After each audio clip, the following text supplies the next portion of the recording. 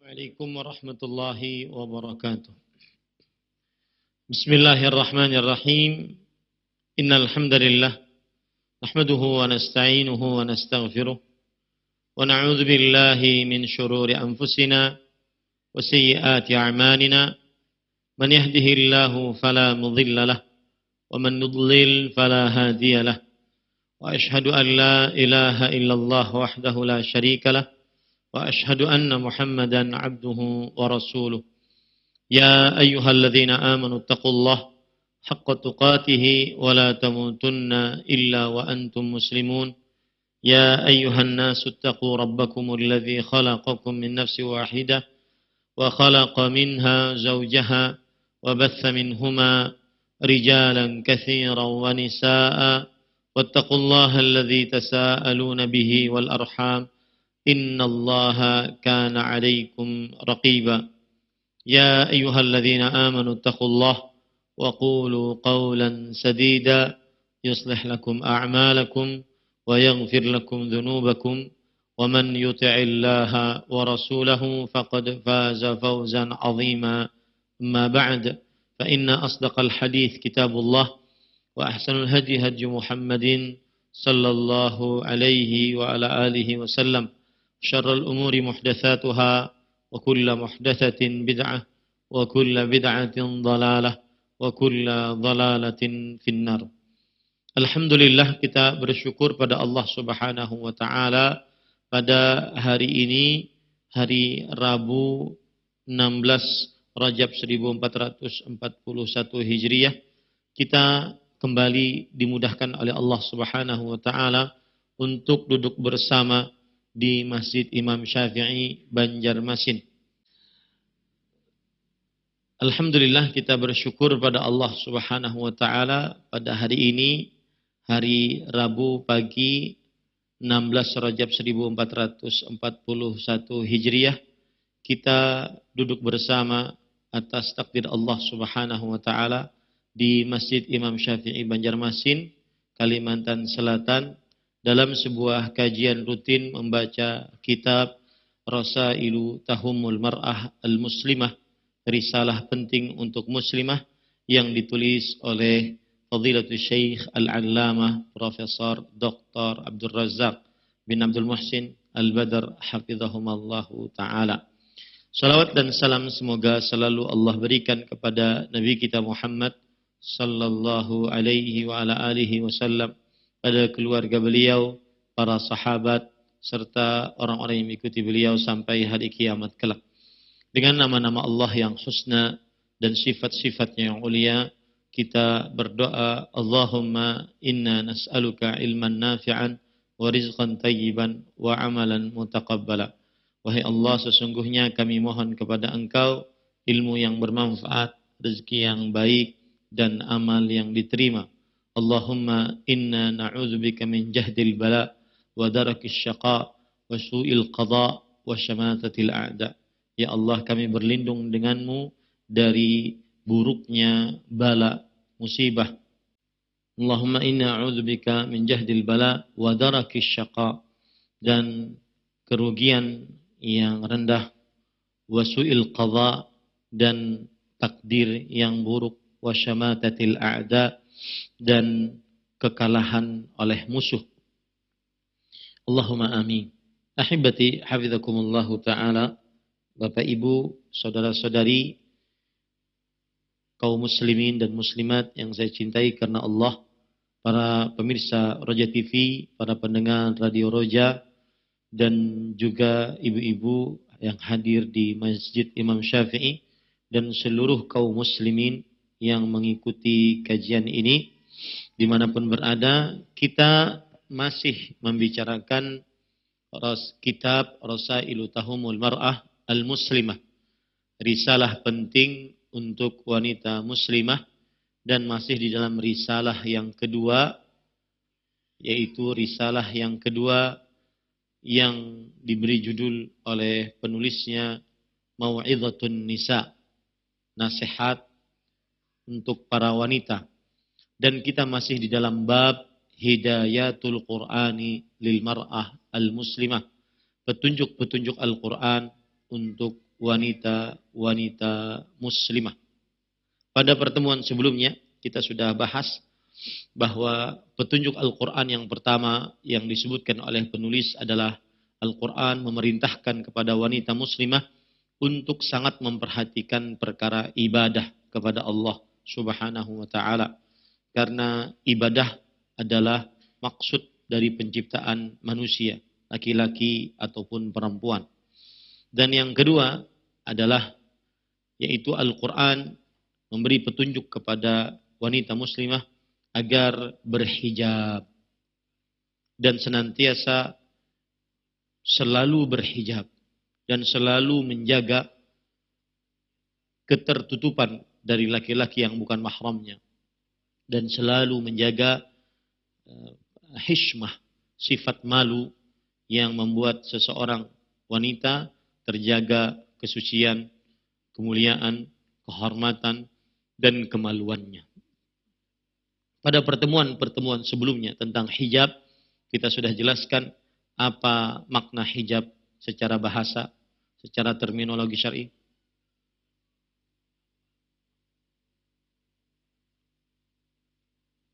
Apa makna bahasa secara apa makna hijab secara bahasa dan secara terminologi syar'i. Kemudian yang kedua, apa saja bentuk-bentuk dari hijab yang sudah kita sebutkan. Kemudian yang ketiga yang sudah kita pelajari juga adalah yaitu apa saja yang wajib ditutup oleh seorang wanita muslimah di hadapan orang-orang. Yang pertama kita sudah bahas apa saja yang wajib ditutup oleh wanita muslimah di hadapan laki-laki asing, laki-laki yang bukan mahramnya. Kemudian kita juga sudah bahas apa saja yang wajib ditutup oleh wanita muslimah di hadapan laki-laki yang merupakan mahramnya. Kemudian yang ketiga, apa saja yang wajib ditutup oleh wanita muslimah di hadapan wanita muslimah lainnya. Ini juga kita sudah bahas. Betul ya Bu ya? Baik. Kemudian yang keempat yang sudah kita bahas juga, apa saja yang wajib ditutup oleh wanita muslimah di hadapan wanita-wanita kafirah. Kemudian kita juga sudah membahas tentang apa saja yang wajib ditutup oleh wanita muslimah apabila dia bersendirian di dalam sebuah ruangan, tidak ada seorang pun di dalamnya. Pada kesempatan kali ini kita akan menambah salah satu hal yang berkaitan dengan hijab. Salah satu hal yang berkaitan dengan hijab adalah syarat-syarat hijab bagi perempuan wanita muslimah. Syarat-syarat hijab bagi perempuan wanita muslimah. Perhatikan baik-baik ibu-ibu saudari-saudari muslimah yang dimuliakan oleh Allah. Syarat yang pertama yaitu hendaknya seorang wanita muslimah menutup seluruh tubuhnya. Ini apabila kita berbicara seorang wanita muslimah di hadapan laki-laki yang bukan mahramnya. Hendaknya seorang wanita muslimah menutup seluruh tubuhnya. Dan ini sudah kita bahas pada pembicaraan apa saja yang wajib ditutup oleh seorang wanita muslimah di hadapan laki-laki yang bukan mahramnya. Maka pada pertemuan tersebut kita sudah ucapkan dan kita sudah jelaskan bahwa wanita muslimah wajib menutup seluruh tubuhnya. Dan pendapat sampai menutup wajah dan menutup kedua belah tangan itu adalah pendapat yang lebih baik ditutup. Pendapat yang lebih baik ditutup. Dan itu adalah pendapat jumhur. Bahkan jumhur mewajibkan dari mazhab Hanafi. Kemudian pendapat yang lebih terang dari mazhab Syafi'i.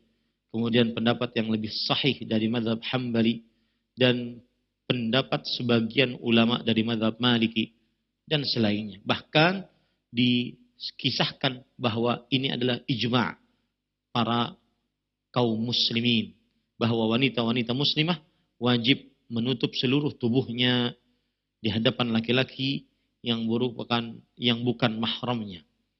Termasuk di dalamnya wajah dan kedua telapak tangan. Tetapi sebagaimana sudah kita sebutkan, bahwa terjadi khilaf di antara para ulama tentang wajah dan kedua telapak tangan. Dalil yang menunjukkan syarat yang pertama dari hijab menutup seluruh tubuhnya adalah surat Al-Ahzab ayat 59. Allah Subhanahu wa taala berfirman, "Ya ayyuhan nabiyyu qul li azwajika wa banatika wa nisa'il mu'minin yudnina 'alaihinna min jalabibihin dzalika adna an yu'rafna fala yu'dzain wa kana Allahu ghafuran rahima." Wahai Nabi, katakanlah untuk istri-istrimu, anak-anak perempuanmu, dan wanita-wanita beriman, hendaknya mereka memanjangkan jilbab-jilbab mereka. Ini inti pendalilannya. Yudnina alaihinna min jalabibihin. Hendaknya mereka memanjangkan jilbab-jilbab mereka. Ini menunjukkan bahwa seorang perempuan muslimah diperintahkan untuk menutup seluruh tubuhnya. Dan menurut pendapat jumhur sampai wajah dan kedua telapak tangan. Untuk menutup seluruh tubuhnya dari laki-laki yang bukan mahramnya. Maka kalau seandainya ada orang mengatakan, mana dalil hijab? Dalil hijab mana? Ini berarti orang belum belajar. Ya, jangan heran, ibu-ibu, saudari-saudari muslimah. Jangan termakan syubhat, ya, bahwa hijab atau cadar itu adalah kebiasaan kaum Yahudi. Jangan heran. Jangan termakan syubhat. Karena kita mempunyai dalil jelas. Yudadina alaihinna min jalabibihin. Hendaknya mereka memanjangkan jilbab-jilbab mereka. Artinya menutup seluruh tubuh mereka. Seluruh tubuh mereka. Bahkan menurut pendapat jumhur, sebagaimana yang sudah saya katakan tadi, bahkan sampai wajah dan kedua telapak tangan. Yang kelihatan hanya matanya saja, kadang-kadang mata kiri, kadang-kadang mata kanan. Sebagaimana pendapat jumhur. Ya. Ini dalil tentang syarat hijab yang pertama, yaitu menutup seluruh tubuhnya. Ini dalilnya. Kemudian, ibu-ibu, saudari-saudari muslimah yang dimuliakan oleh Allah, syarat hijab yang kedua, yaitu tidak memakai pakaian yang kainnya tipis menerawang, sehingga memperlihatkan bentuk tubuhnya dan warna kulitnya. Sehingga memperlihatkan bentuk tubuhnya dan warna kulitnya. Ibu-ibu, saudari-saudari muslimah yang dimuliakan oleh Allah Subhanahu wa taala, dalil yang menunjukkan akan hal ini adalah bahwa di sana terdapat dalil-dalil yang begitu banyak dari hadis-hadis Rasul sallallahu alaihi wasallam. Dan ingat baik-baik ini, bahwa memakai pakaian yang kainnya tipis menerawang, memperlihatkan warna kulitnya, bentuk tubuhnya, itu haram bagi perempuan. Bittifaqi al-madhahibil fiqhiyah al-arba'ah. Dengan kesepakatan mazhab fikih yang 4. Dengan kesepakatan mazhab fikih yang 4. Dari mazhab Hanafi, Maliki, Syafi'i, dan Hambali. Dalil-dalil yang menunjukkan hal ini, hadis riwayat Imam Muslim dari Abu Hurairah radhiyallahu an, bahwa Nabi Muhammad sallallahu alaihi wasallam bersabda, "Sinfani min ahli nar, lam arahuma." 2 penghuni neraka yang aku tidak pernah melihat 2 penghuni neraka tersebut di dunia sebelumnya. Qaumun ma'ahum siyatun ka'adznabil baqar yadhribuna bihan nas. Orang-orang yang membawa cambuk-cambuk seperti ekor-ekor sapi. Ia memukuli manusia dengannya. Artinya pemimpin-pemimpin yang zalim. Yang kedua, nisaun kasiyat ariyat. Wanita-wanita yang memakai pakaian tetapi telanjang. Inti pendalilannya di sini. Kasiyat, ariyat. Wanita-wanita yang memakai pakaian tetapi telanjang. Disebutkan oleh Al-Baji di dalam kitab Al-Muntaqa, Syarhul Muwatta'. Kemudian oleh Imam An-Nawawi dalam kitab Al-Minhaj, Syarah Nawawi ala Sahih Muslim. Bahwa yang dimaksud dengan kasiyat, ariyat, wanita-wanita yang memakai pakaian tetapi telanjang, yalbasna thawban raqiqan yasifu launa badanihinna. Para wanita memakai kain yang tipis yang mensifati warna tubuh mereka, kulit tubuh mereka. Kasiyat, ariyat fil ma'na. Wanita-wanita memakai pakaian, tetapi pada hakikatnya, pada maknanya dia ariyat, yaitu telanjang. Lianna tilka thiyaba la tuwari minhunna ma yanbaghi lahunna an yasturnahu min ajsadihinna. Karena pakaian-pakaian tersebut tidak menutupi dari mereka apa yang semestinya wajib bagi mereka untuk ditutupi dari tubuh-tubuh mereka. Begitu perkataan para ulama rahimahumullahu ta'ala. Ini dalil syarat yang kedua. Bahwa pakaiannya tidak tipis, menerawang, membuat anggota tubuh terlihat, dan memperlihatkan warna kulit tubuh. Jadi batasannya itu. Ini seperti ini, tidak terlihat, berarti warna kulit tubuhnya. Ya, batasannya memperlihatkan warna kulit tubuhnya. Baik warna kulit tubuhnya putih atau putih tuha. Kemudian ibu-ibu, saudari-saudari muslimah yang dimuliakan oleh Allah Subhanahu wa taala, syarat yang ketiga yaitu pakaian perempuan atau hijab perempuan tidak ketat membentuk anggota-anggota tubuhnya. Kalau tadi kan kulit tubuhnya, ini anggota-anggota tubuhnya. Ya, ini anggota-anggota tubuhnya.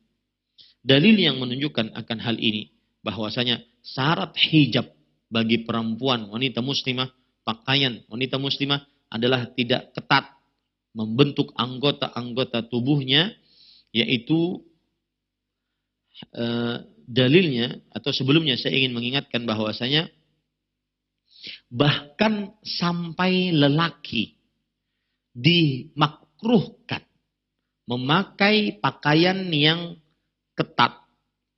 Lelaki dimakruhkan memakai pakaian yang ketat, yang membentuk anggota tubuhnya dan membentuk, mohon maaf, kemaluannya kalau seandainya dia sedang sujud atau sedang duduk dan semisalnya.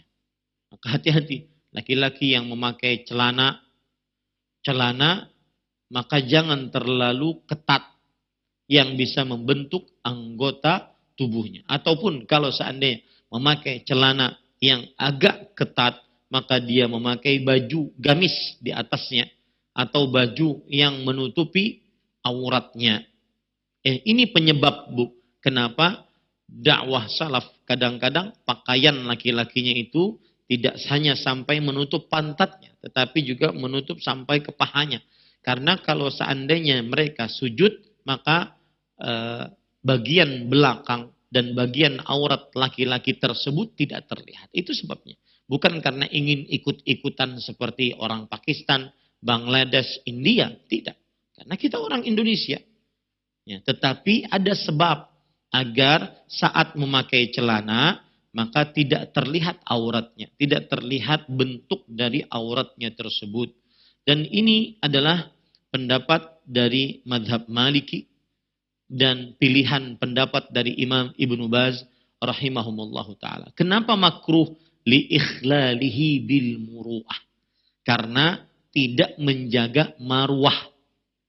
Paham, Bu, marwah? Harga diri. Ya, terutama nih, ingatkan suami-suami Anda, ibu-ibu, saudari-saudari muslimah, yang masih memakai celana-celana yang sangat ketat.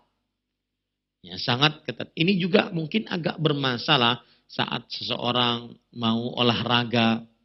Seperti misalkan dia mau bersepeda, biasanya kan pakainya celana training sepeda yang itu ketat sekali. Maka ini tidak layak atau makruh bagi seorang lelaki untuk memakainya karena kurang marwahnya. Kurang marwahnya. Adapun perempuan, ibu-ibu, saudari-saudari muslim yang dimuliakan oleh Allah, maka haram bagi wanita muslimah untuk memakai pakaian yang ketat yang membentuk anggota-anggota tubuhnya.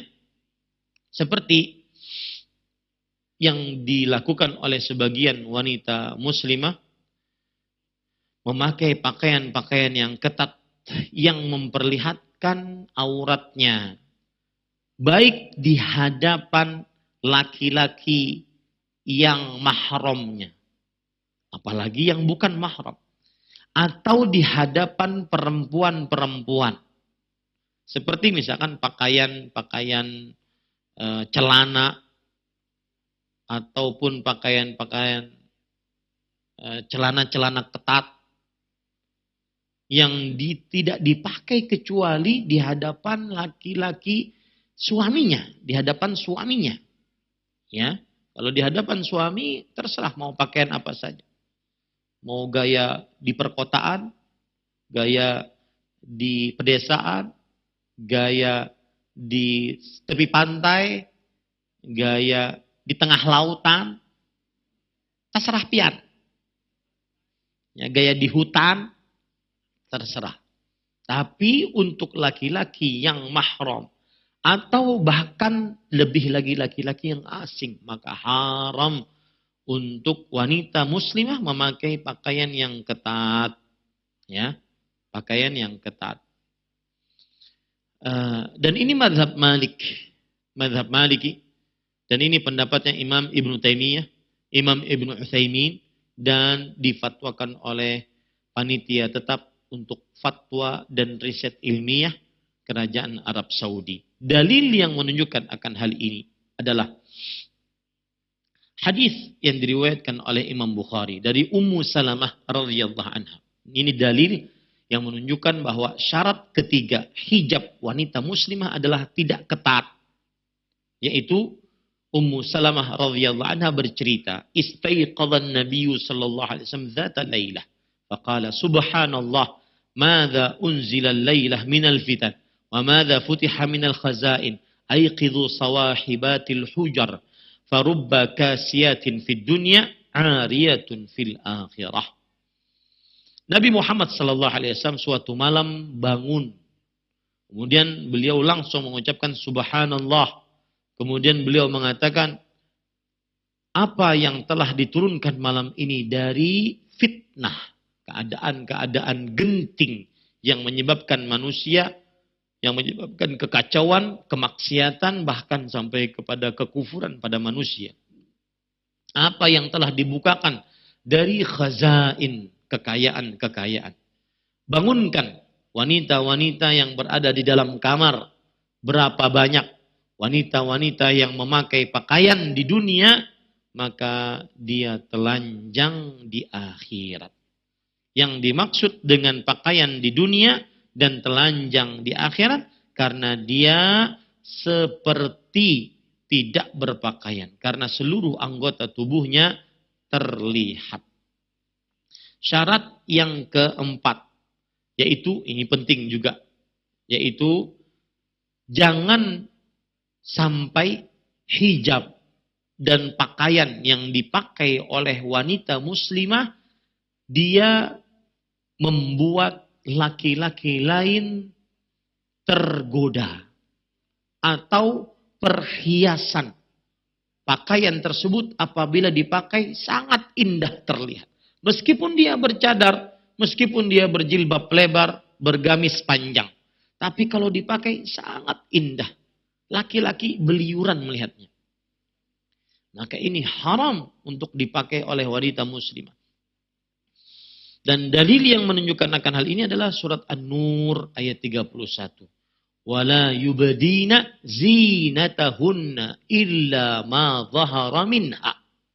Janganlah kalian wahai para perempuan memperlihatkan perhiasan atau hiasan keindahan kalian kecuali illa li bu'ulatihin, kecuali untuk suaminya dan seterusnya ayat tersebut. Maka ibu-ibu, saudari-saudari muslimah yang dimuliakan oleh Allah Subhanahu wa taala, termasuk di dalamnya di zaman sekarang, mohon maaf, yang jualan-jualan baju, ya mohon maaf. Ya, perhatikan baik-baik. Seperti jilbab-jilbab, gamis-gamis yang terlalu indah karena banyak tampilan-tampilannya, banyak bunga-bunganya, banyak hiasan-hiasannya. Bahkan kadang-kadang cadar banyak hiasannya, sampai bengaran Siti Juleha. Ya. Ini ibu-ibu, saudari-saudari muslimah. Lihat perkataan Imam Ibn Utsaimin rahimahullah.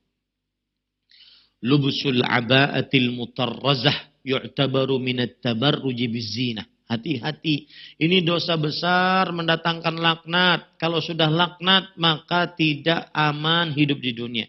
Tidak berkah hidupnya. Ya, boleh ngais rezeki, tapi yang halal. Kata Imam Ibn Utsaimin, memakai aba'ah, gamis yang banyak hiasannya dianggap sebagai tabarruj, berdandan. Dianggap sebagai tabarruj dan berdandan. Dan mohon maaf ibu-ibu, saudari-saudari muslimah, dahulu di tahun 2000-an, sebelum 2010-an ke atas, tahun 90-an, wanita-wanita muslimah yang mengikuti dakwah salaf sangat-sangat menjaga pakaian mereka agar benar-benar tidak ada hiasan pada pakaiannya. Di zaman sekarang saja, terutama ketika sudah masuk para entertainer, artisah, laki-laki artis, perempuan artisah, akhirnya jilbabnya dimodifikasi. Jilbabnya dimodifikasi. Gamisnya dimodifikasi. Ya. Wal mar'atu manhiyatun an dzalik. Kata Imam Ibnu Utsaimin rahimahullah, dan perempuan terlarang untuk hal itu. Kama qala ta'ala, sebagaimana firman Allah Subhanahu wa taala dalam surat An-Nur ayat 60, wal qawa'idu minan nisa allati la yarjuna nikahan falaysa 'alaihin an yadh'na thiyabahunna ghayra mutabarrijatin bizina. Wanita-wanita yang sudah menafus dan tidak ingin dinikahi lagi, maka tidak ada dosa atas mereka untuk meletakkan pakaian mereka tanpa berdandan. Kata Imam Ibn Utsaimin rahimahullah, فَإِذَا كَانَ هَذَا فِي الْقَوَاعِدِ وَهِيَ الْعَجَائِزِ فَكَيْفَ بِالشَّابَّاتِ.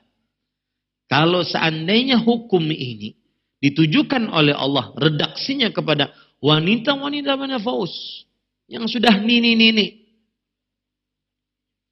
ya, yang sudah tidak ingin dinikahi lagi, maka hukumnya yaitu tanpa harus berdandan.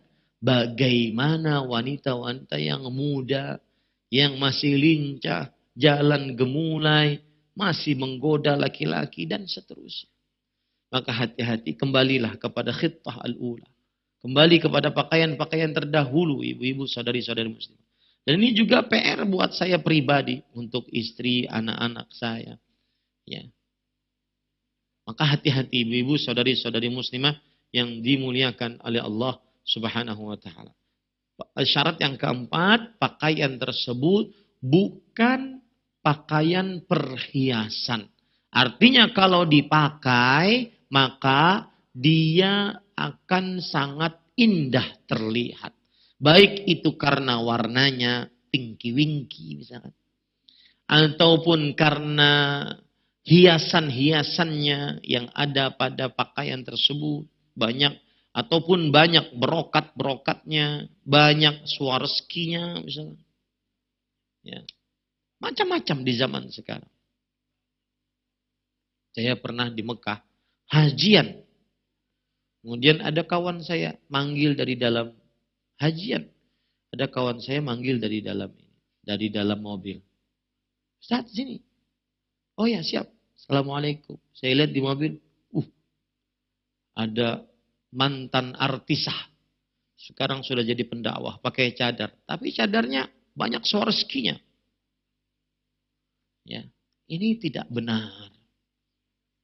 Tidak benar. Kalau ingin berdandan di hadapan suami.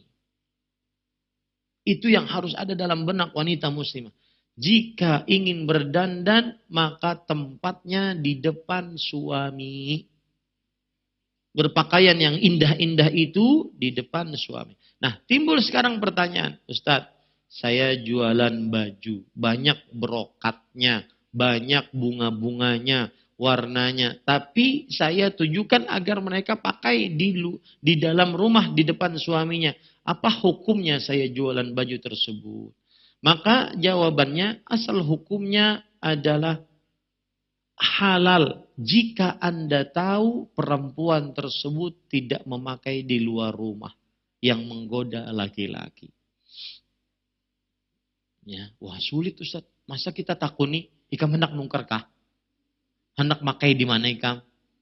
Kan tidak mungkin. Ya, mohon maaf pemirsa yang tidak paham bahasa Banjar. Cari sendiri kamusnya. Capek saya menerjemahkan. Ya. Kemudian syarat yang kelima, yaitu tidak memakai minyak wangi pada pakaiannya. Tidak memakai minyak wangi pada pakaiannya.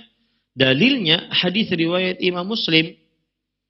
Rasulullah Shallallahu Alaihi Wasallam bersabda, "Idza syahidat ihda kunnal masjidah, fala tamassa tiban." Jika salah seorang dari kalian pergi ke masjid untuk sholat berjamaah, tentunya tidak mungkin di masjid untuk mejeng. Pergi ke masjid untuk sholat berjamaah, maka janganlah salah seorang dari kalian menyentuh minyak wangi. Ya, janganlah salah seorang dari kalian menyentuh minyak wangi. Nah, kalau seandainya pergi ke masjid yang notabene-nya di situ seorang perempuan ingin beribadah kepada Allah, dan beribadah kepada Allah paling layak kita berdandan berhias karena ingin menghadap Allah, itu saja tidak diperbolehkan, apalagi kalau seandainya bukan dalam rangka ingin beribadah. Maka lebih harus dijauhkan lagi minyak wangi bagi perempuan ketika keluar rumah atau di hadapan laki-laki asing atau laki-laki yang mahramnya, yang bukan mahramnya. Ini ibu-ibu, itu 5. Boleh ditambah dengan yang ke-8, yang ke-6, yaitu pakaian tersebut tidak menyerupai pakaian wanita-wanita kafirah. Yang ke-7, pakaian tersebut tidak menyerupai pakaian laki-laki. Rasulullah sallallahu alaihi wasallam bersabda, "La'anallahul mutarajjilati minan nisa." Allah Subhanahu wa taala melaknat wanita-wanita yang menyerupakan dirinya dengan laki-laki.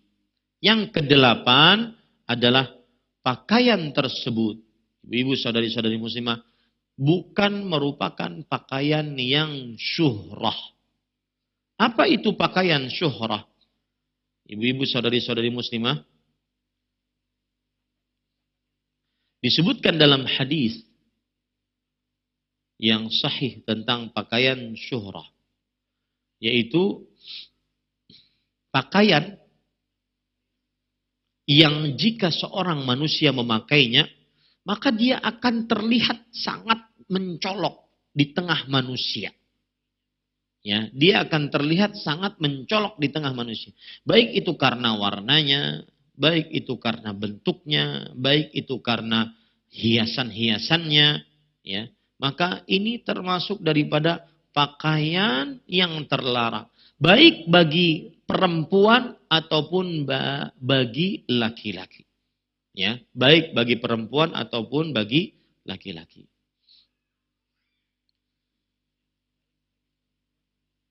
Dalilnya, saya bacakan ya Bu ya.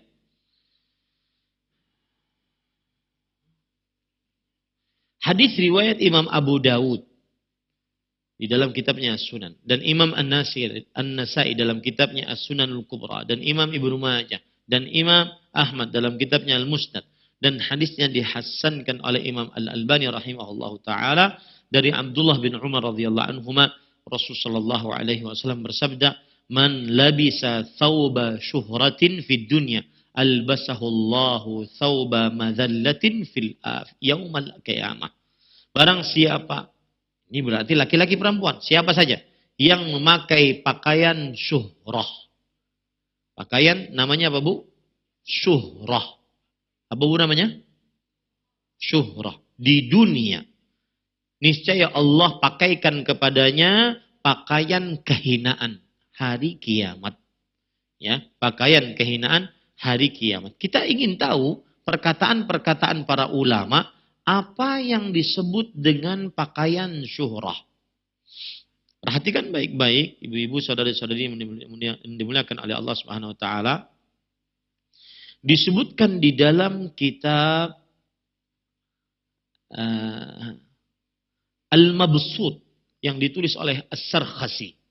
Wal muradu alla yalbasa nihayata ma yakunu minal husni wal jawdah fi thiyab ala wajhin yusharu ilaihi bil asabi aw yalbasu nihayata ma yakunu min athiyab al-khilq al-qadim al-bali ala wajhin yusharu ilaihi bil asabi fa inna ahadahuma yarju ila al-israf wal akhar yarju ila at-taqtir wa khairul umuri awsatuha. Lihat, ini penjelasan menarik.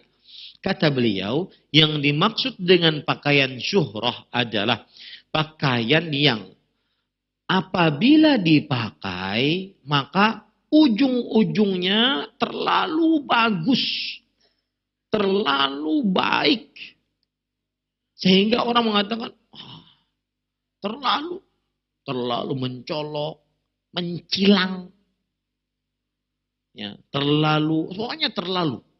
Sebaliknya juga, atau pakaian yang ujung-ujungnya, akhir-akhirnya terlalu buruk. Nah, timbul pertanyaan, kenapa dua pakaian seperti ini terlarang? Kata beliau, karena yang pertama menunjukkan kepada israf, terlalu berlebih-lebihan di dalam berpakaian. Sedangkan Allah berfirman di dalam Al-Quran surat Al-A'raf ayat 31. Ya bani Adam khudhu zinatakum inda kulli masjid. Wa kulu washrabu wa la tusrifu. Innahu la yuhibbul musrifin. Wahai anak Adam, pakai pakaian yang bagus oleh kalian ketika kalian pergi ke masjid. Makanlah, minumlah, dan janganlah berlebih-lebihan. Sesungguhnya Allah tidak menyukai ya orang-orang yang berlebih-lebihan. Rasul sallallahu alaihi wasallam bersabda dalam hadis riwayat Imam An-Nasai dari Abdullah bin Amr bin As radhiyallahu anhuma, "Kulu wa tasaddaqu walbasu fi ghairi israfin wala makhilatin." Makanlah, bersedekahlah, berpakaianlah tanpa berlebih-lebihan dan tanpa makhilah, kesombongan. Nah, sedangkan kalau terlalu rendah, terlalu buruk pakaiannya, ini menunjukkan orangnya bakhil, kikir, pelit, medit, engken, pamalar.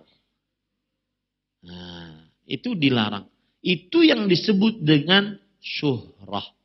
Nah, ini ibu-ibu, itu adalah 8 syarat hijab bagi perempuan. Taib. Setelah itu kita pelajari. Sekarang, ibu-ibu, saudari-saudari muslimah yang dimuliakan oleh Allah Subhanahu wa taala, kita ingin membahas tentang kata-kata benda yang sinonim dengan hijab. Ya. benda yang sinonim dengan hijab. Sehingga nanti kalau ada orang mengatakan, wah nggak ada dalam Al-Quran itu hijab. Ya. Sebenarnya ada, kemudian dia anggap tidak ada. Karena dia tidak paham bahwa ada kata yang sinonim dengan hijab. Yang pertama Ibu, hijab sinonim dengan jilbab. Sebagaimana surat Al-Ahzab ayat 59 tadi. Yudnina alaihinna min jalabibihin. Hendaknya para perempuan memanjangkan jilbab-jilbab mereka. Disebutkan di dalam tafsir Al-Qurtubi. Lihat tafsir Al-Qurtubi. Al-jalabib jam'u jilbab. Wahwa thawbul ladhi yasturu jami'al badan. Jalabib yang disebutkan dalam ayat jalabibihinna itu adalah jamak dari jilbab. Bentuk tunggalnya jilbab. Dan dia adalah pakaian yang menutup seluruh tubuh. Nah itu bukan dari kantong saya ya. Tetapi itu penafsiran dari ulama tafsir abad ke-7 Hijriah. Imam Abu Muhammad Al-Qurtubi rahimahullahu ta'ala. Yang kita tafsirnya namanya Al-Jami' bi Ahkamil Quran. Kemudian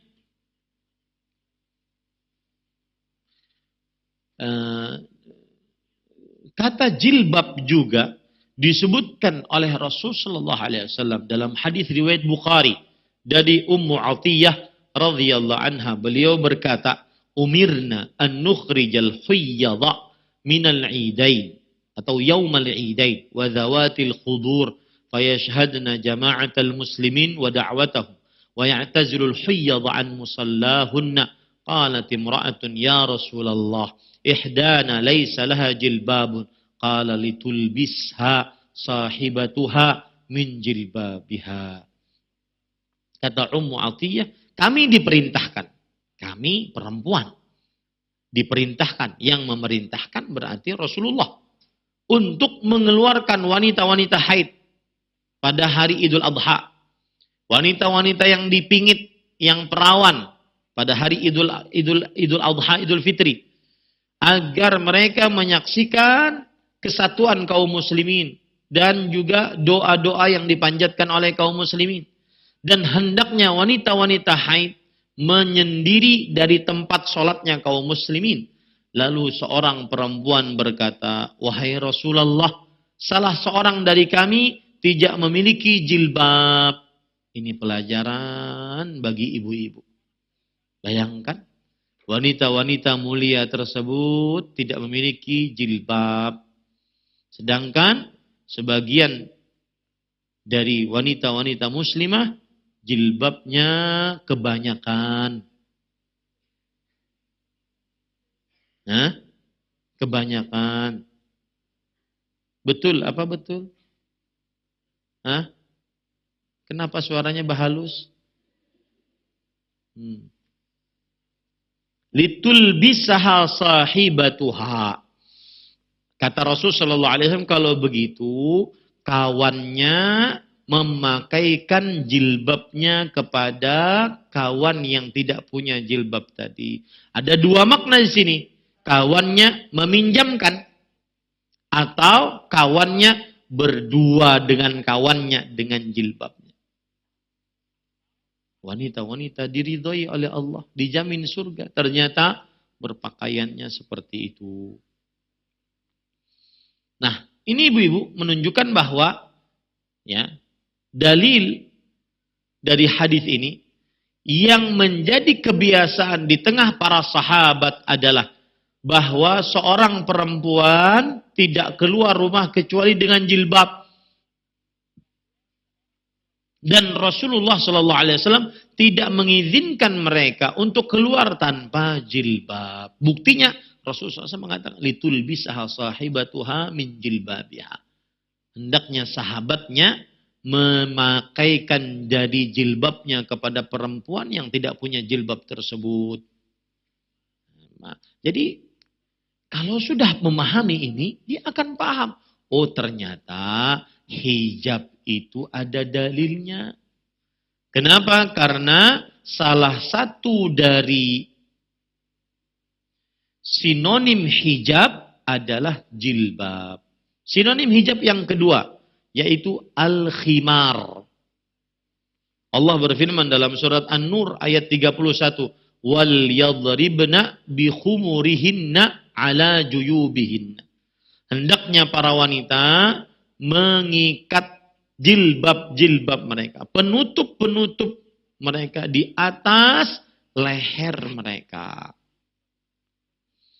Disebutkan di dalam tafsir Imam Ibnu Katsir, amarallahu ta'ala al-mu'minat bi dharbil khimar ala ru'usihinna wa hadza nassun ala ikhtimarihinna. Allah Subhanahu wa taala memerintahkan wanita-wanita beriman untuk mengikat khimar, kain penutup kepala mereka, di atas kepala mereka. Jadi diputar gitu. Ya. Dan ini dalil tegas bahwa perempuan berhijab. Karena salah satu sinonim dari hijab adalah apa, Bu? Khimar. Begitu cara menjawabnya orang-orang yang mengatakan hijab itu adalah tidak ada dalilnya. Ya. Aisyah radhiyallahu anha dalam hadis riwayat Bukhari, ketika turun ayat An-Nur ayat 31, kata Aisyah, "Akhadna uzrahunna fashaqaqnaha min qibalil hawashi fakhtamarna biha." Maka para perempuan mengambil kain-kain mereka, lalu mereka robek dari sisi-sisinya. Dirobek. Lalu mereka tutupkan dengan kain tersebut kepala-kepala mereka. Nah, itu dalil begitu tegas tentang jilbab, tentang hijab. Ini aneh. Ada orang mengatakan hijab tidak wajib. Aneh. Padahal dia katanya pemikir Islam, cendekia Muslim, intelektual Muslim. Ya. Kemudian yang ketiga, yaitu sinonim dari hijab yang ketiga adalah kata an-niqab. Apa, Bu? An-niqab. Hadis yang diriwayatkan oleh Imam Bukhari dari Abdullah bin Umar radhiyallahu anhuma, anna an-nabiy sallallahu alaihi wasallam qala, la tantaqibul mar'atul muhrimah wa la talbasil qaffazain. Wanita muhrimah tidak diperbolehkan memakai niqab dan tidak diperbolehkan memakai dua sarung tangan. Para ikhwan yang dirahmati oleh Allah Subhanahu wa taala, ini hadis menunjukkan bahwa niqab, cadar, ya, kana ma'rufan fin nisa. Bahwa cadar itu dikenal di tengah wanita-wanita para sahabat Nabi radhiyallahu anhuma. Ini para ikhwah yang dirahmati oleh Allah Subhanahu wa taala. Saya akan perlihatkan gambar-gambar bentuk-bentuk cadar yang diperbolehkan bagi perempuan wanita muslimah.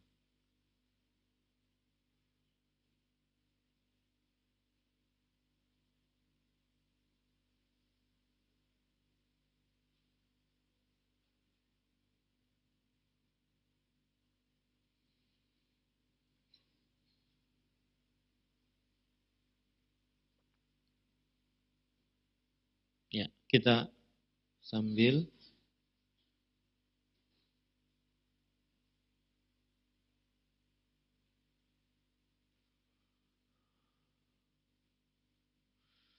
Taib. Ibu-ibu, saudari-saudari muslimah yang dimuliakan oleh Allah Subhanahu wa taala, nanti saya akan perlihatkan. Sekarang niqab. Niqab berarti dia adalah bagian dari apa? Bagian dari sinonim dari hijab. Ya, sinonim dari hijab yang disebutkan di dalam hadis.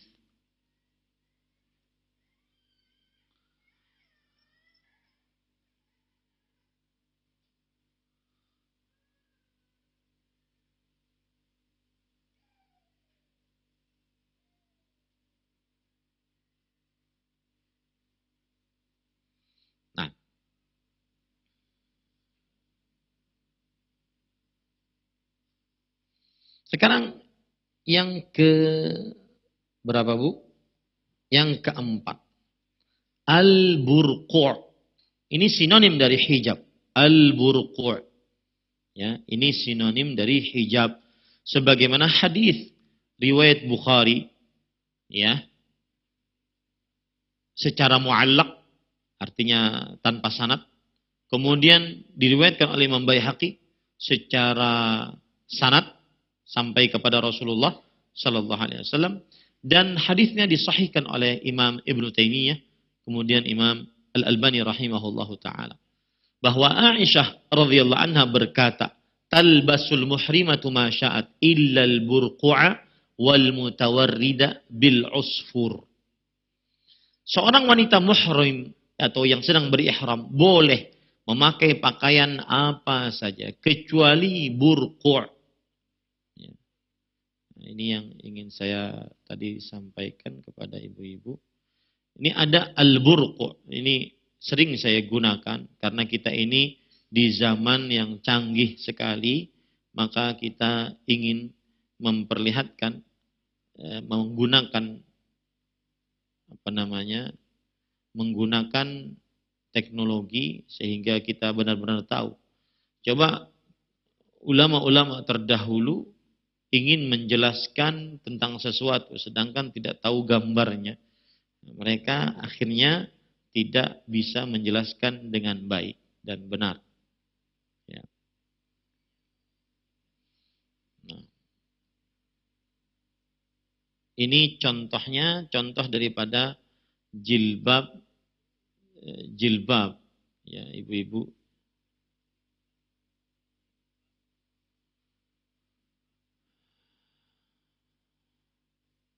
Nah, ini contohnya, ya, macam-macam jilbab yang bisa, atau macam-macam cadar yang diperbolehkan untuk para perempuan. Ya, ini ada yang langsung terlihat matanya, kemudian ada yang pakai tengah depannya, kemudian ada yang memakai penutup sehingga matanya tidak terlihat dengan jelas. Itu contoh-contoh daripada jilbab atau cadar maksud saya. Adapun burqu', ya, ini burqu'.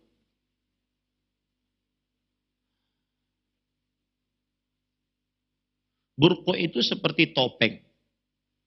Ya, burqu' itu seperti topeng yang dia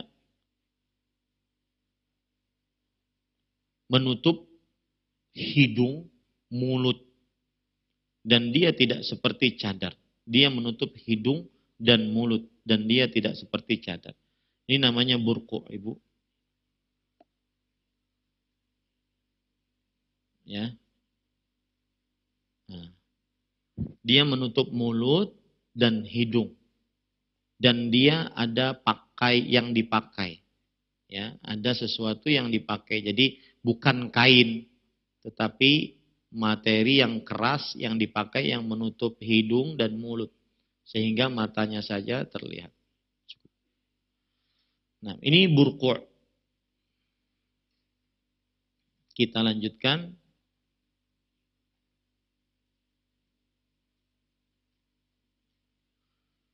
Kemudian yang selanjutnya, al-quffazan. Ini hijab. Al-quffazan, 2 sarung tangan. Itu adalah hijab. 2 sarung tangan. Itu adalah hijab. Oh, masa Ustaz hijab? Iya. Karena kan menutup sesuatu yang patut ditutup dari seorang perempuan muslimah di hadapan laki-laki yang bukan mahramnya. Karena itulah yang disebut dengan hijab. Rasulullah Shallallahu Alaihi Wasallam bersabda dalam hadis riwayat Imam Bukhari dan Muslim dari Abdullah bin Umar radhiyallahu anhuma, wala tantaqibul mar'atu al-muhrimatu wala talbasul quffazain. Wanita yang berihram tidak memakai niqab dan juga tidak memakai 2 sarung tangan.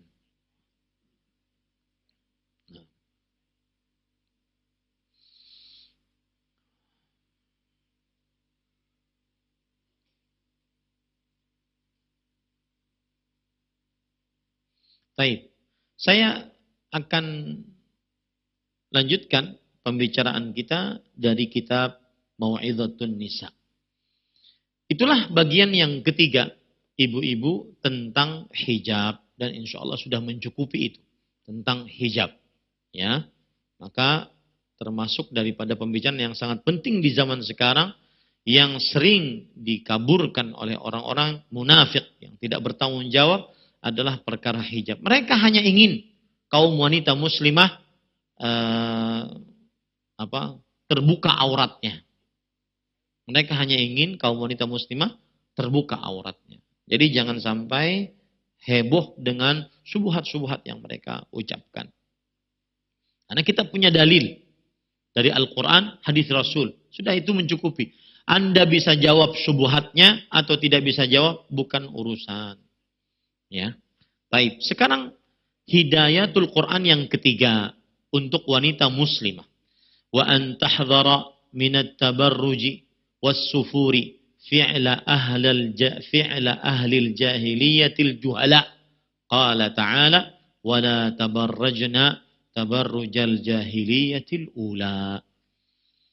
Dan hendaknya seorang wanita muslimah berhati-hati menjauhi sikap tabarruj. Apa namanya, Bu? Tabarruj dan sufur. Tabarruj dan sufur yang merupakan perbuatan identik dari kaum jahiliyah yang sangat bodoh. Syekh mengatakan begitu. Kaum jahiliyah yang sangat bodoh. Allah Subhanahu wa taala berfirman, "Wala tabarrajna tabarrujal jahiliyatil ula." Dan janganlah kalian bertabarruj sebagaimana wanita-wanita jahiliyah generasi pertama bertabarruj. Surat Al-Ahzab ayat 33. Baik. Ibu-ibu, saudari-saudari muslimah yang dimuliakan oleh Allah Subhanahu wa taala, kita akan bahas tentang tabarruj ini. Apa maknanya? Kemudian apa saja bahaya-bahayanya dari bertabarruj. Perhatikan baik-baik.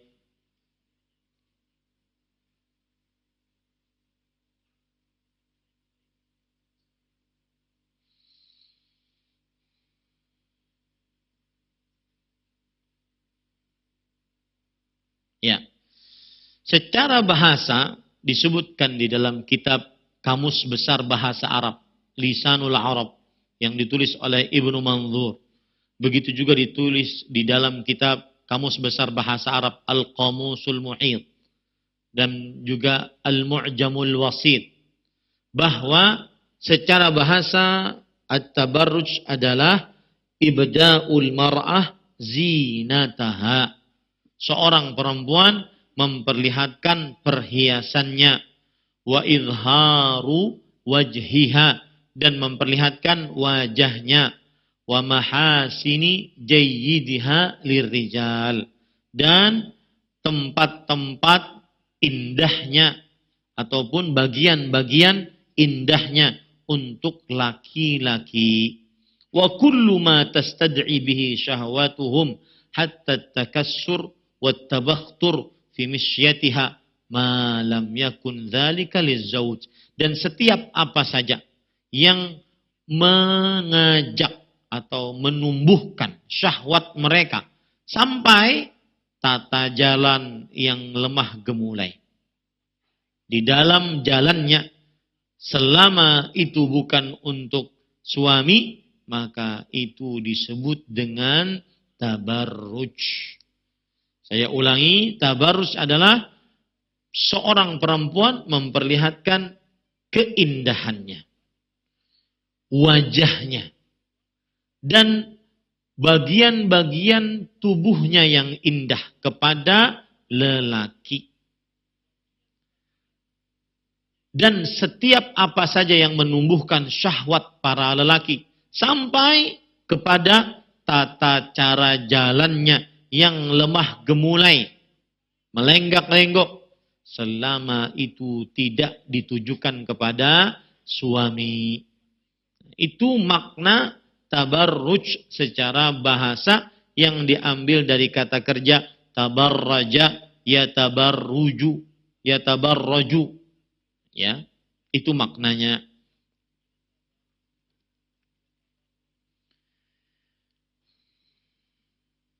Kemudian juga disebutkan secara terminologi syar'i. Kalau saya katakan terminologi syar'i, tabarruj berarti saya ambilkan dari perkataan para ulama. Di antaranya disebutkan oleh Imamul Mufassirin Ibnu Jarir At-Tabari di dalam kitab tafsirnya. Beliau mengatakan izharuz zinah wa ibrazul mar'ati limahasiniha wa qila huwa tabakhtur wa takassur fil misyah. Hampir sama dengan secara bahasa, yaitu memperlihatkan perhiasan dan keindahan oleh seorang wanita. Ada juga yang mengatakan dia adalah at-tabakhtur, lemah gemulai, melenggak-lenggok di dalam berjalan. Jadi perlu diperhatikan Bu, di situ ada 2 poin. Yang pertama, perhiasannya tidak diperlihatkan. Yang kedua, keindahan tubuhnya tidak diperlihatkan. Termasuk di dalamnya keindahan pakaiannya tidak diperlihatkan. Ya. Coba perhatikan, disebutkan juga oleh Al-Maududi di dalam kitabnya Al-Hijab.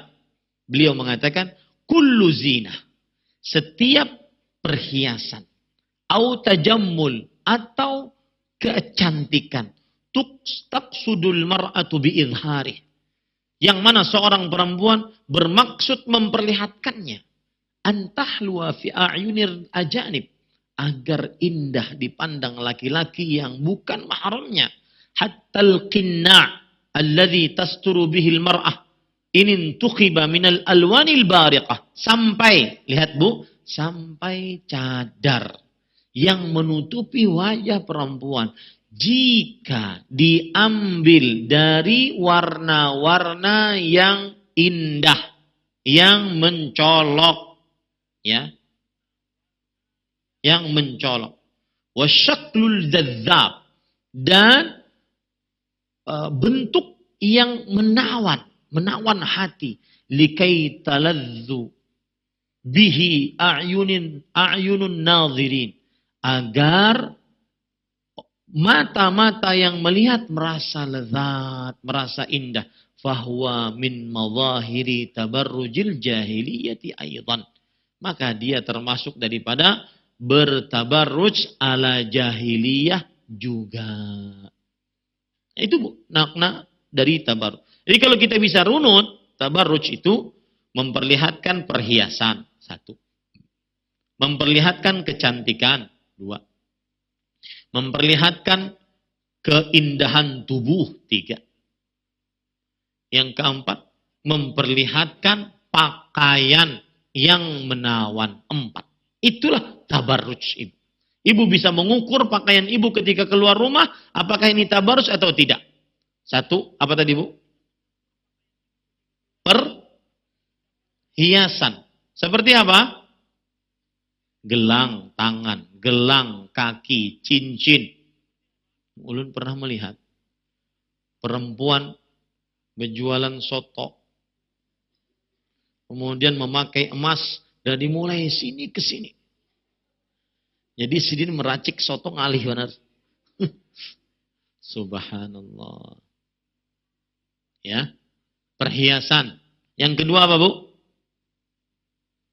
Kecantikan. Kecantikan masuk di dalamnya berdandan, bermake up. Ketika keluar rumah di hadapan laki-laki yang bukan mahram, diperlihatkan. Ya, baik itu alisnya ditambal sulam alis, atau alisnya dikerik kemudian dicoret-coret, atau bulu matanya disambung-sambung, ya, ataupun macam-macam,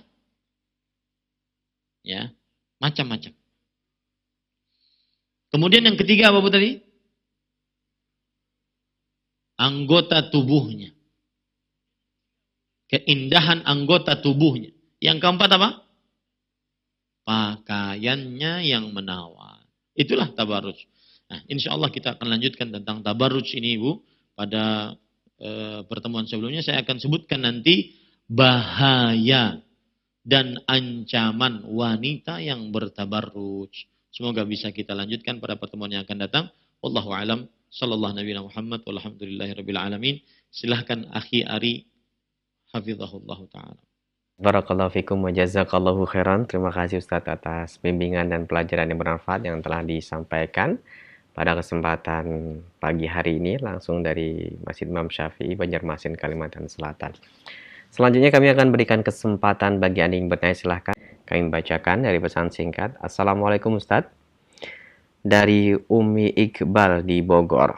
Ustadz, bila pakai gamis atau abaya longgar, apakah khimar harus juga panjang atau besar? Jazakallahu khairan, mohon nasihatnya Ustadz. Silahkan. Baik. Bismillah walhamdulillah wassalatu wassalamu ala rasulillah wa ala alihi wa sahbihi wa man wala.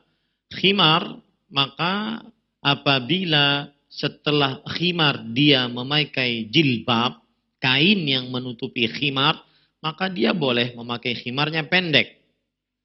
Ya, memakai khimarnya pendek. Tetapi kalau seandainya khimar itu statusnya dan fungsinya juga jilbab, maka dia diwajibkan panjang, ya, menutupi dada, menutupi tubuh, menutupi pantat. Kenapa jilbab-jilbab ibu-ibu saudari-saudari muslimah yang panjang-panjang ini seakan-akan menghabis-habiskan kain ini? Kenapa seperti itu? Karena fungsi khimar sudah berubah menjadi jilbab. Sehingga ibu mau tidak mau harus memanjangkannya. Dan memanjangkannya sekujur tubuhnya. Nah, seperti itu. Ya. Seperti itu. Jadi memanjangkannya sekujur tubuhnya. Jadi khimar kalau fungsinya sudah berubah menjadi jilbab, maka berarti dia dipanjangkan. Wallahu a'lam. Barakallahu fikum, jazakallahu khairan. Terima kasih atas nasihat dan jawabannya. Kembali akan kami bacakan dari pesan singkat yang telah masuk dari Ummu Hani di Duren Sawit yang bertanya, Assalamualaikum Ustadz, mohon penjelasan hadis tentang seseorang bertemu dengan saudaranya. Apakah dia boleh merunduk? Maaf, kami ulang kembali. Apakah dia boleh menunduk?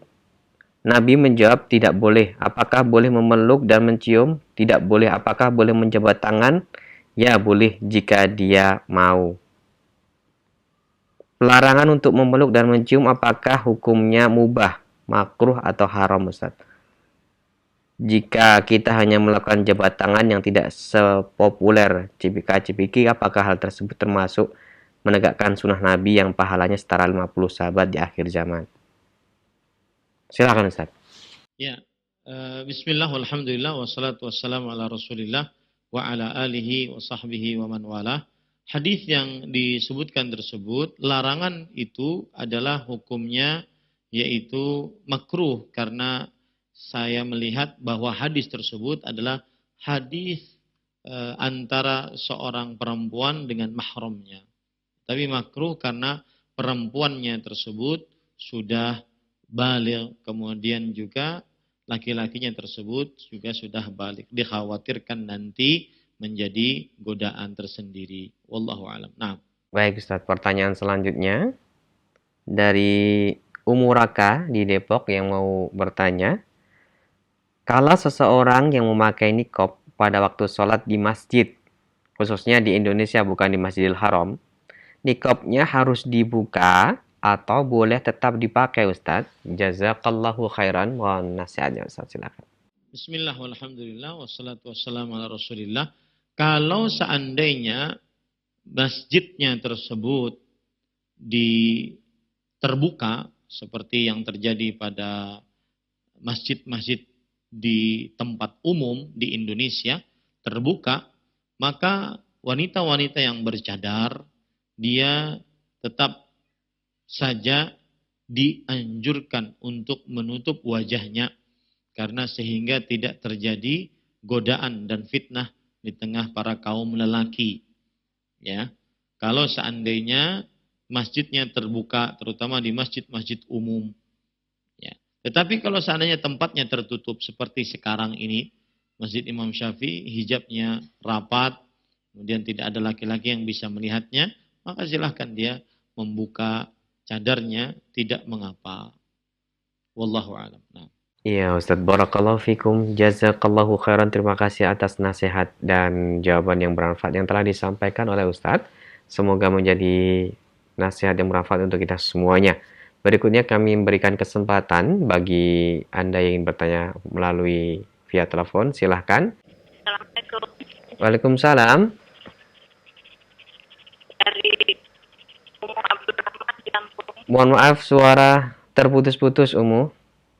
Kami tidak bisa mendengar suara dengan jelas dari penanya. Oleh karena itu kami akan beralih dari pesan singkat kembali. Kami bacakan dari pesan singkat. Assalamualaikum, mohon nasihatnya Ustadz. Sekarang alhamdulillah semakin banyak yang berhijab syar'i, berniqab, memakai sarung tangan. Akan tetapi, kaum muslimah mereka sering berselfie, upload foto dan video bercadar mereka di medsos. Mohon nasihatnya Ustadz dengan fenomena seperti ini, silakan. Bismillah walhamdulillah wassalatu wassalamu ala Rasulillah wa ala alihi wa sahbihi wa man walah. Nasihat saya untuk wanita muslimah yang sudah berjilbab lebar, bergamis panjang, bahkan mungkin bercadar, bahkan mungkin bersarung tangan, tetapi masih suka memoto dirinya dan meletakkan fotonya tersebut di media sosial, baik itu media sosial antar pribadi ataupun media sosial yang bisa dilihat oleh orang banyak. Maka saya nasihatkan nasihat yang pertama, yaitu hukum melakukan perbuatan tersebut diharamkan. Karena Rasulullah SAW bersabda, "Al-mar'atu 'aurah, idza kharajat istashrafaha syaitan." Wanita itu adalah aurat, artinya sesuatu yang semestinya ditutupi. Jika dia keluar rumah, maka syaitan akan memperindahnya. Maka hukum memoto diri sendiri kemudian menyebarkan di media sosial untuk wanita muslimah adalah haram berdasarkan hadis tersebut, karena akan menjadi sumber fitnah, godaan bagi laki-laki yang bukan mahramnya. Meskipun mereka tidak memperlihatkan wajah atau hanya terlihat mata saja, karena dengan mata pun hati laki-laki bisa meleleh. Yang kedua, nasihat saya untuk wanita muslimah yang masih melakukan foto, kemudian meletakkannya di media sosial, menyebarkannya secara umum, maka khawatirlah, hati-hatilah, foto-foto Anda akan dipergunakan untuk hal-hal yang berbau kriminal ataupun yang bisa memburukkan diri Anda sendiri. Karena banyak sekali cara-cara di zaman sekarang, terutama yang begitu canggih di dalam masalah perfotoan dan pereditan terhadap foto, maka ini bisa membahayakan bagi kaum muslimah itu sendiri. Dan orang yang cerdas, dia tidak menjerumuskan dirinya kepada bahaya untuk dirinya sendiri. Kemudian yang ketiga, ibu saudari-saudari muslimah yang dimuliakan oleh Allah Subhanahu wa taala, nasihat untuk wanita yang masih suka memfoto dirinya dan meletakkan fotonya di media sosial, ketahuilah bahwasanya Anda mungkin dikhawatirkan bisa meraup dosa yang begitu banyak. Akibat berapa banyak laki-laki, akibat foto Anda, dia bermaksiat kepada Allah Subhanahu wa ta'ala. Entah itu dengan melakukan masturbasi, onani, ataupun melakukan penyelewengan terhadap dari istrinya atau hal-hal lainnya dari maksiat-maksiat tersebut. Dan tentunya al-mutasabbib kal mubashir, orang yang menjadi penyebab seperti pelaku langsung dari perbuatan tersebut, pelaku langsung dari perbuatan tersebut. Ini nasihat yang ketiga. Nasihat yang keempat, ibu-ibu, saudari-saudari muslimah yang dimuliakan oleh Allah Subhanahu wa taala, bahwa syaitan akan menggunakan foto-foto Anda tersebut untuk dijadikan sebagai tersebarnya perbuatan fahisyah di tengah kaum muslimat, ya, atau di tengah kaum laki-laki yang bukan mahramnya. Abdullah bin Mas'ud radhiyallahu anhu mengatakan, an-nisa habailus syaitan, wanita adalah alat pancingnya syaitan untuk menggoda laki-laki dan menyesatkan laki-laki. Kemudian juga ada perkataan yang mengatakan, ma ya'isa syaitan illa min qibalin nisa, illa atahu min qibalin nisa. Tidaklah seorang syaitan putus asa mengganggu seorang manusia kecuali dia akan ganggu melalui fitnah-fitnah, godaan-godaan perempuan. Maka salah satu yang bisa digunakan oleh syaitan adalah yang foto-foto Anda, video-video Anda yang tersebar dengan mudahnya untuk dijadikan godaan bagi laki-laki. Yang kelima, dan ini yang paling berbahaya. Mungkin sekarang Anda berfoto dengan berjilbab lebar, bergamis panjang, bercadar, dan menutup kedua telapak tangan, ataupun memakai kaos tangan. Maka bisa saja pada suatu saat hati menjadi keras, akhirnya bukan hanya foto itu yang disebar, lebih daripada itu yang disebar. Berapa banyak sudah terbukti perempuan yang asalnya bercadar, kemudian ketika dia main foto diri sendiri, disebarkan di media sosial, lama-lama wajahnya kelihatan. Lama-lama ininya kelihatan, itunya kelihatan. Dan Islam mengambil sadduz dzari'ah, menutup jalan yang menghantarkan seseorang muslim atau muslimah kepada keburukan. Ini beberapa nasihat agar seorang wanita muslimah menjauhi memoto dirinya sendiri, kemudian menyebarkan di media sosial, ataupun dia sebarkan di tengah-tengah para sahabatnya secara privat. Karena sahabat-sahabat Anda mungkin dia akan menyebarkan kepada istrinya, kepada suaminya, kepada kakaknya laki-laki, adiknya laki-laki, keluarganya laki-laki, atau kalaupun tidak disebarkan tapi terlihat oleh keluarga laki-lakinya. Maka hati-hati. Ya. Hati-hati. Kadang-kadang misalkan terjadi pernikahan di Masjid Imam Syafi'i. Kemudian ibu-ibunya pada foto-foto. Kemudian bukankah itu terlihat? Ustaz, siapa yang melihat? Kan tidak ada yang masuk. Yang moto kami juga. Maka yang moto kan bawa ke rumah. Perlihatkan sana sini. Ya, ini hati-hati. Grup-grup privat perempuan misalkan. Atau grup-grup atau akun-akun privat perempuan. Baik itu Instagram, Facebook, atau Twitter, atau apapun. Terutama Instagram. Maka kadang-kadang akunnya privat. Yang diterima semuanya perempuan. Misalkan perempuannya pun semuanya ia ketahui. Tetapi bukankah dia punya laki? Bukankah dia punya keluarga laki-laki? Dan semisalnya. Nah, Ustaz, berarti bukan salah saya. Karena grup saya, akun saya privat. Maka kita katakan, bukan salah Anda. Tetapi Anda yang memicu. Al-mutasabbib kal mubasyir. Penyebab seperti pelaku langsung. Maka bertakwalah kepada Allah Subhanahu wa taala. Tidak perlu menyebarkan foto-foto, video-video perempuan terutama di media-media sosial. Wallahu a'lam. Nah. Kami bacakan kembali, mohon maaf karena telepon belum bisa kita simak dengan baik.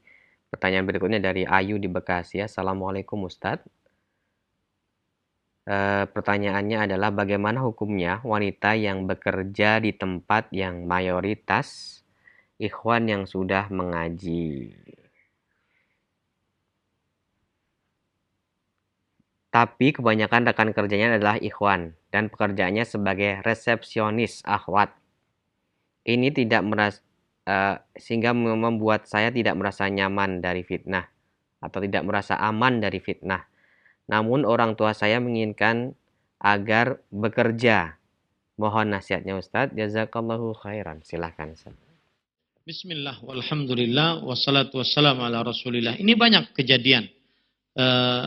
Sebuah tempat, para pekerja laki-laki.